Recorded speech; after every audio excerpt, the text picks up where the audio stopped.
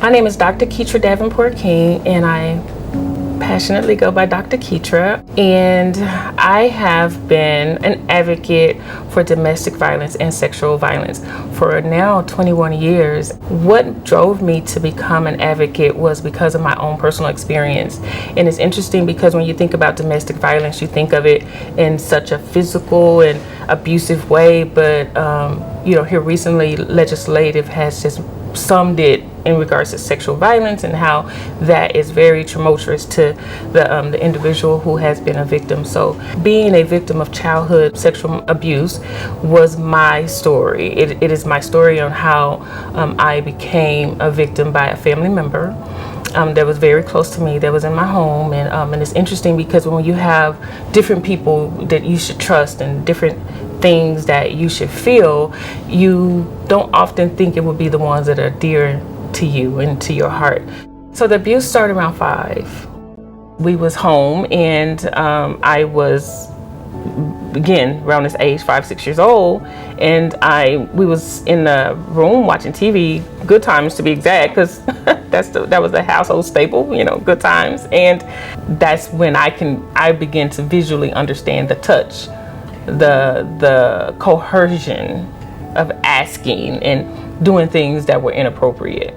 When you're that young, you don't understand the difference between dysfunction and function, because as a kid you just love who you love, and you love your parents, and a little girl loves their daddy.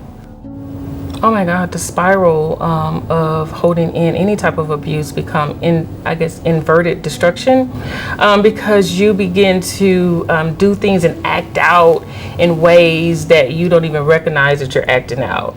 After school, I went up and down. I got pregnant with my son at 23, and he came, and that was a wake-up call. That was a wake-up call which led me to speak out, because I was afraid of being an abuser myself. And that was a real feeling for me. That was like, I don't want to do that. And the only way that I knew was to say something. I was such a late bloomer is what I call, because I went back to school when I was 30. And because that's when I really began to evolve, and just understanding that in order for my life to change, I have to change. But I submitted to that. I had to surrender. I had to get outside of me. I had to say, I'm in my own way. I'm self-destructing. No one is destroying me. I'm doing this because of things that I experienced, because of the violence, the trauma that we carry from being in domestic violence, the trauma that you carry from being sexually assaulted, the trauma. And it's sometimes hidden. If I'm not willing to say, then that happened. Yeah, those things I did. Yeah, this is what I had a failed marriage. Oh yeah, I thought that, but it's okay. Because those things, they formed me into the woman that I am today. They prepared me to be able to stand and be the voice of hope, to be a voice of reason, and hopefully to give someone else courage to say, this happened.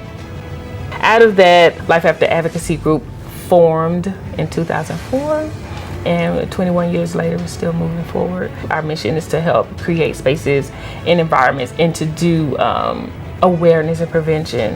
And so I began to have health fairs and community events, and just jump right in board advocating.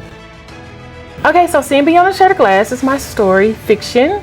Then I have Revelation, the Revealed. It talks about how through different scenarios, especially as a first lady, as a minister, and being in those spaces, that we want to always create spaces in our churches where people can be healed. And so I was just talking about the reveal and some of the hurt that goes on. And then the redemptive truth is to redeem it.